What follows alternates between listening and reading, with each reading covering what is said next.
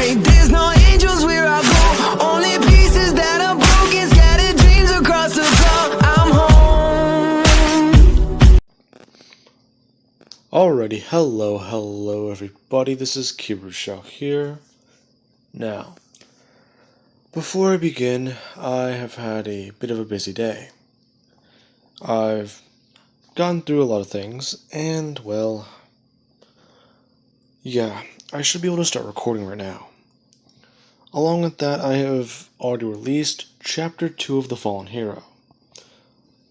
And I am beginning to write Chapter 3. So I'll be posting that a little bit later. Now, with that being said, let's begin. Midoriya has gone through a lot. We had just gone through the events of the movie, and he had just talked with and convinced Spinel to live on Earth. Now, with that being said, it is the next day, and Midoriya, he is talking with officials and government people. Them talking about exactly what this Spinel did, and how exactly it has affected things. Midoriya is trying to explain. This is all because of lingering problems with the rose quartz. His mother, who people now understand, was an alien. And, well, was at least a good one. In fact, she was one of the best heroes there was. They understand that she was too perfect sometimes. And this double life she led before is clearly the thing that was bad about her. Midoriya at least being able to talk them out of sending Spinel to prison, and telling them just to have her do community service. Basically just to try and let her do what she needs to do, in order to redeem herself. Along with that, he is met with Sir Night-Eye. Deku's somewhat fanboying, and Sir Night-Eye just explained to the, young man that he has done quite well. In fact, you have altered the future twice. My previous predictions were clearly wrong. I had hopes that they were. In fact, I was somewhat worried. I thought that, well, the first time the Earth was going to be destroyed, that it would have been because of a villain. After understanding the actual predicaments and things behind it, I'm glad to say that I was wrong. Twice. Now, Midoriya, we'll just say that that is perfectly fine. And he's happy to meet him. But, well, exactly what is he supposed to be doing here? You sounded pretty urgent about this. Now, this is whenever All Might would have walked in. All Might has heard of this young man's abilities, and in fact, how he has his mom's healing tears. Him actually asks Midoriya if he can help him with this. Him not really understanding the man's wound until he does buff up. And Midoriya would realize that it is All Might, the #1 hero. Being a bit in shock and distressed. Not really sure what to do. That is a pretty nasty looking injury. And All Might is asking him if he can heal it. Midoriya just saying that he can? Well, I at least hope I can. Midoriya this morning, he woke up and wasn't too sure what was going on. His healing ability might have returned. He's not really too sure. His abilities didn't return overnight, though. He doesn't have his gem strength or, well, any power. And his gem does seem like this off-color glow. So he's going to be having problems with it for a while. But at least I can try doing this. Midoriya is squeezing out a bit of tears. All Might kind of confused before remembering exactly how Rose Quartz has to do this. Midoriya just wiping them away from his eyes and placing them around All Might's injury. This not really having a effect, confusing All Might. Midoriya just trying again and again and again, before telling Tsunade that he's sorry. In fact, whatever happened with my abilities, I was hit with a weapon, and it kinda turned them off or reset me. Tsunade not really understanding this. Midoriya going through his whole explanation, and just explaining that he can only use his quirk. The other gem abilities he can't use though. As Tsunade would have understood. Giving him a business card and saying that if he believes his abilities to return or even show up, to give him a call. All Might will also be around.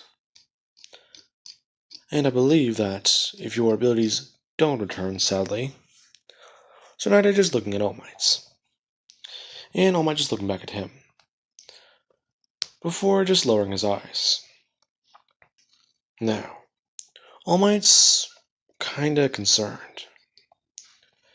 That boy has lost his abilities. Yes, that's bad.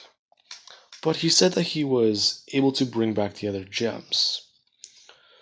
From what he looked over and saw and talked to with Garnets, she kind of explained what happened, along with him actually talking with Pearl. She seemed very, well, cheery. After the explanation he was given, he kind of did understand, and at least wanted to make an attempt. Midoriya heading back home, as he does at least have a pass from his schoolwork for a while. All these events mean that heroes have to rebuild, along with some of the people in the city. Meaning that all the kids around his area, or at least around his part of town, are off of school. And a lot of them are actually training and ready to go to UA. Or at least try to get into the school. Deku returning and actually walking to his door, before getting a bit angry at himself. Walking over and sitting down on the couch. Picking up and beginning to play his guitar. Trying to at least take his mind off of this, through a song. Eventually the warp pad opening. And, well, Spinel and Pearl at least stepping out. As Pearl just announced to Spinel, and that is everything you need to know about what happened. As Spinel would just say that is a lot of history. Well, I'm glad you enjoyed it. So, I believe that you'll need a room then. Her just thinking. For Lapis and Bismuth, they usually stay at Little Homeworld. Her actually asking if she would like to stay over there. Her just announcing that that would be fine. As over on the couch, Midoriya is missing some notes, and beginning to get more frustrated. Eventually just throwing his guitar onto the ground, and yelling quite a bit. As Pearl just look over to him, and ask him if he is okay. Midoriya turning and saying that he'll be fine. It's just a bit annoying. I've been trying to take my mind off of this, but I can't. Spinel just asking if he's, well, alright. Midoriya just saying that he should be fine, but it's just that my abilities they haven't returned yet. I was hoping they would have overnight. I'm missing something, aren't I? Midoriya trying to think. He was able to remind everyone who they were and exactly what they could do. So, what is he missing? What is he missing? Him actually thinking for a minute, and picking up his phone. Texting Mina and Bakugo. and asking them if they can come to his house. Them actually doing so. As soon as Midoriya or these two arrive, Bakugo would have been a bit confused, asking what the half-diamond wants from him.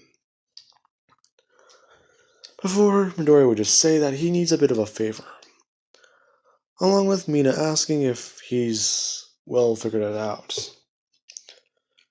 Midoriya basically just explained that no, he has not. In fact, he's been trying to for a while. Now, he would have walked back inside and go up to his room, picking up the warp whistle and walking over to the warp pad, telling Bakugo to come on, as Mina would step onto it. Bakugo not really sure what to do until they all disappear, them arriving at the Sky Arena. Bakugo just wide-eyed and well impressed, asking where are they. Now, Deku would just tell Bakugo that they are at this location. Now, Bakugo would have been a bit more impressed. After getting over the fact that he's somewhere not in Japan, he would have been told by Midoriya that they are going to be training and actually fighting. Bakugo a bit confused, asking if he's going to be training against his girlfriend again. Midoriya and Mina basically just saying that they are not a couple. These two actually being a bit more surprised about that. Bakugo just saying, sure they're not. Anyways, so exactly who am I fighting against? Midoriya just saying that, Bakugo, you're fighting against me. I don't have my superhuman strength or any of my other abilities. So I'm hoping that this will at least jog them. Or, well, hopefully knock them out of me. Now, Bakugo's not too sure what he means. Midoriya basically just saying that a lot of things that happened to him in his past, he's hoping to try and recreate with the crystal gems. They don't really want me doing it, but I think that I might be able to reawaken my gem abilities by putting myself in dangerous situations. Yes, it sounds stupid, and yes, it sounds bad. So, as you just go on saying, he thought he could train with Bakugo to try and help. Bakugo just asks exactly what does that mean.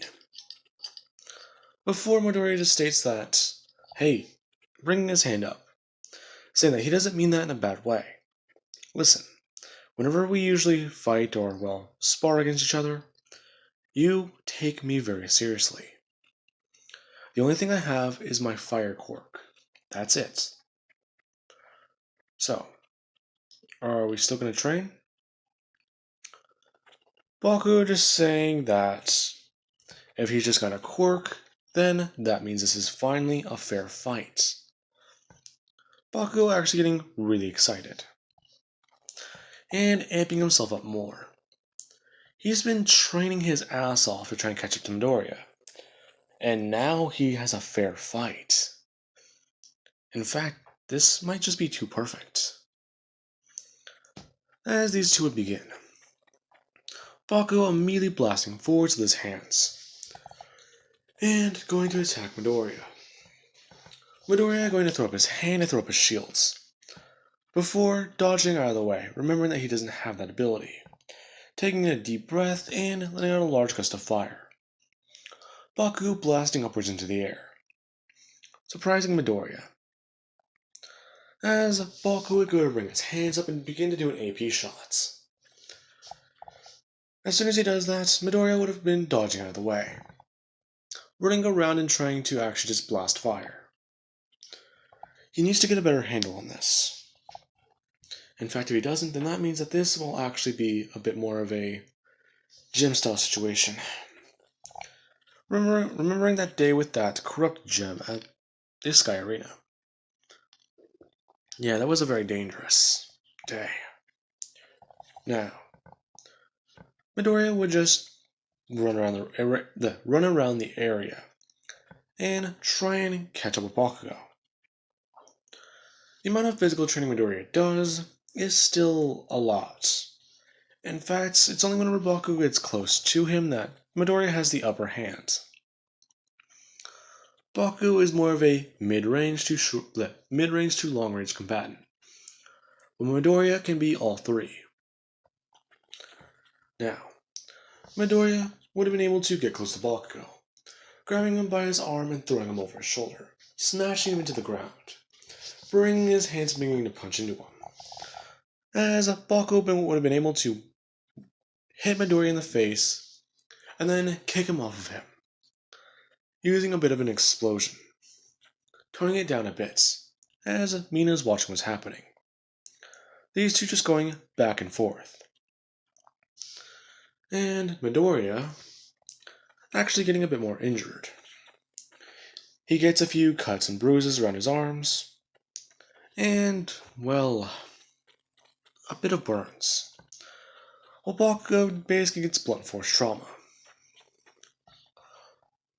The fight ending with a bit of an odd twist. Bakugo has finally beaten Midoriya. After all this time. Being able to smash him into the ground and actually hit him with an explosion. Disorienting him and actually keeping him on the ground. Mina basically running over and telling Bakugo that he may have overdone it. Midoriya just saying that he'll be fine before at least trying to get off the ground. And not being able to. As soon as he gets up, he falls over. And, well, Bakugo would just say that he finally did it. He finally beat Midoriya. And, well, he's not really sure what to do. In fact, that's all he's ever really wanted. Beat Midoriya, his only goal. But even then, Midoriya is not at full power. He only has his quirk. So, Bakugo is just walking over and extending a hand out to Midoriya, saying that they should get those all taken care of, right? Deku just looking up and taking Bakugo's hand, as Mina does help him up too. Deku just saying that, yeah, we can just go to my mom's fountain. Bakugo not really sure what the fountain is, asking if that's what they used to heal the corrupted gems. He heard something about that. Before Mina would just say, yes, it is. Now, this would be one for Bakugo. He would have just asked exactly where is that. The two going in the warp pad and beginning to warp around. As they would eventually get to the fountain, and Midoriya would just dive in. Bakugo watching as he just helps out with all his injuries healed. Now, Bakugo, he would have been a bit more surprised. Actually jumping in himself, and actually just, well, waiting for a second. Feeling all of his injuries disappear. Midoriya doing one thing. He is a complete idiot. Running over to the warp pad, warping away, and warping back. Getting a empty pickle jar. And filling it to the very top with fountain water. Now, he thinks that he could just give this to All Might. Well, I'm not really sure what he should do with it. Does he just pour it on there, or would he have to drink it? I'm pretty sure he could just, well, soak it in a rag, or... Midoriya's just trying to think. Before they would have walked over to the warp pad, and warped back home. Bakugo just saying that it was fun to kick his ass, but as he would look away, saying that if you don't have your quirk, then that means, well, if you don't have your gem abilities, then that just means that you are going to have to train harder, right? Bakugo just staring back at Midoriya, and Midoriya just looking at him. Baku is saying that he is going to beat him. Again. At full power. I'll see you again tomorrow. Midoriya just watching Baku step out of the house. Now, with that being said, that is where Mina would just ask if that guy is serious. Midoriya just saying that of course he is. That's Bakugo. He has one set goal in mind. Be the next All Might. However, growing up, he wasn't as popular as me. In fact, I kinda hated being popular. Midoriya just explaining that ever since he was younger, he's always been held as the son of Rose Quartz. He was okay with that, until that's only what other people saw him as. It wasn't Izuku Midoriya, it was the son of Rose Quartz. Pink Diamond. The new Pink Diamond. Before he does get a bit annoyed, and bring his hands to his head, saying there's always something else. It's never just that one. Now, that would be when Garnet would walk into the room, and just ask Midoriya if he went to the fountain. Him just saying yes he did. Before she would have asked him if she can take that to All Might. She has to go see Sir Night-Eye, and in a possible future he is going to be there. Midoriya just saying that sure, but how would he, as Garnet would just say, he would soak a rag in the water. Just like you thought. Now, Midoriya would just somewhat smirk, or at least start laughing, finding that to be a little bit funny. Before the conversation just returned to his gem abilities. Midoriya asking Garnet if, well, they would come back soon. Garnet just looking at Midoriya before looking into many futures. One future was of today. He unlocks his gem ability, and, well, it wasn't pretty. That possible future involved a couple of gems. Yikes. Anyways, it's lucky that didn't happen then. Her being to just say that a few possible futures, he'll unlock his gem abilities. There's a possibility of, before she does pause, thinking, if she tells him he might get them next week, then that means that he needs to at least know. Her just saying that there's a possibility of next week, along with I believe 2 or 3 more in the next future. The next month, actually. Her just being honest. And Midoriya at least being a bit more excited. There is a chance. Now, with that being said, I do believe that would be a good point to leave that off of. And I do hope you guys enjoyed the video. And have an amazing day. I'll catch you guys later.